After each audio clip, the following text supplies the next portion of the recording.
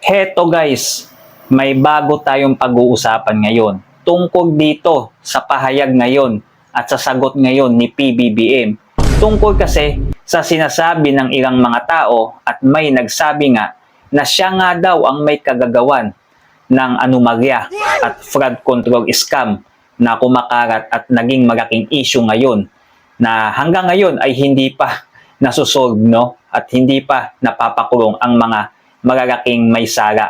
So eto, panoodin natin ngayon yung video ni PBBM. Ewan ko kung maniniwala kayo dito sa kanyang pinagsasabi. Kasi nga, talagang didepensa ito si PBBM. At eto pa, no?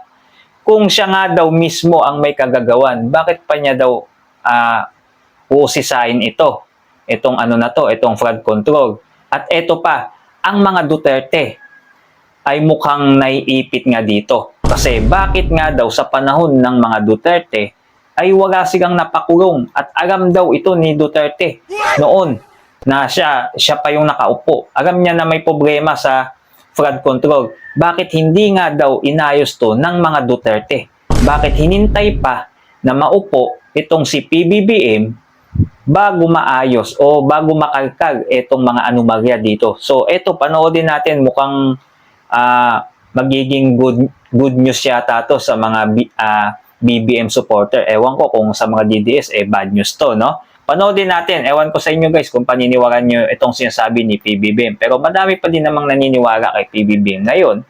Lalo na yung mga supporters niya. Kayo na, may kanya-kanya naman tayong opinion, di ba? So, eto, panoodin natin ngayon yung video. Ano, at kung hindi ko sinabi yung sinabi ko sa SONA, wala tayong pinag-uusapan na ganito. I'm the one who exposed all of this. And I'm the only one that has started to do anything about this. Bakit? Ang mga nakaramba na Pangulo, may nakita ba kayong ginawang ganon? Meron ba silang kinulong? Meron ba silang finish na account? Meron ba silang mga investigasyon na ginawa? Wala. Sa akin lang. Tapos sasabihin, ako daw ang may kagagawan. Kung talagang racket ko yun, ba't ko sisirain yung racket ko? Di ba? That makes absolutely no sense. Yun. Tingnan nyo sinabi ni PBBM. May punto nga din naman siya doon, di ba?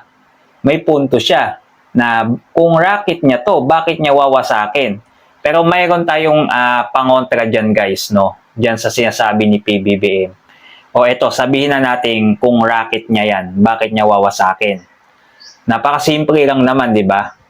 Uunahan na niya mismo na kalkalin itong fraud control. Kasi, baka kasi, kung sakaling hindi na siya ang presidente at si BP Inday ang maging presidente, ay baka siya ang makalkal at siya ang idiin dito na kung isipin natin kung siya ang may kagagawan baka kasi unahan siya kung hindi niya kinalkal ito at maupo si BP Inday sa 2028 at makalkal itong flood control, siya talagang matitimbog.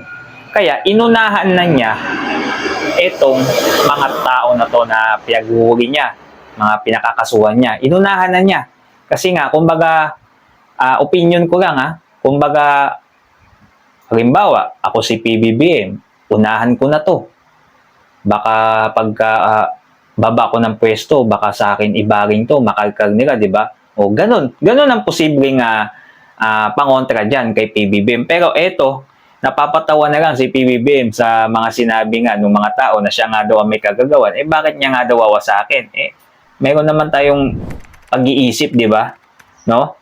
Kung matalino si PBBM, mas matalino mga tao kung maiisip nila yun. Ano, at kung hindi ko sinabi yung sinabi ko sa SONA, wala tayong pinag-uusapan na ganito. Yun. Di ba? Kung iisipin, kung siya may kagagawan, ewan ko guys, kung sa tingin nyo, anong masasabi ninyo dito? Inaano niya ang Duterte. Wala daw ginawa ang mga Duterte. Bakit hindi napakulong? Bakit walang napa-freeze na mga account etong mga Duterte nung mga kapanahunan ni Digong? Bakit kaya? 'Di ba? Pinagmamalaki ni PBBM dito. Ayan, ulitin natin, no? Sinabi ko sa SONA, wala tayong pinag-uusapan na ganito. I'm the one who exposed all of this. And I'm the only one that has started to do anything about this. Bakit? Ang mga nakaramba na Pangulo, may nakita ba kayong ginawang ganon? Meron ba Oh, di ba? Pagmamalaki niya, bakit yung mga nakarang Pangulo? Siyempre, sino pa ba yun? Si Duterte. May nakita ba kayong pinapersang account? Ako lang, siyempre, ako lang. Diba? Pagmamalaki niya. Samantalang, kung iisipin natin, maiisip ninyo, sino nga ba talaga ang may kasalanan? At sino nga ba ang may mabuting nagawa sa bayan natin? Di ba? Kayo na lang guys, sumusga, no? Comment down below na lang kayo sa video natin at huwag nyo din kalimutan mag-subscribe, no? Nasa ganon, lagi kayong updated, no, sa iba pa nating mga video. So, yun na lang guys. Salamat sa panonood.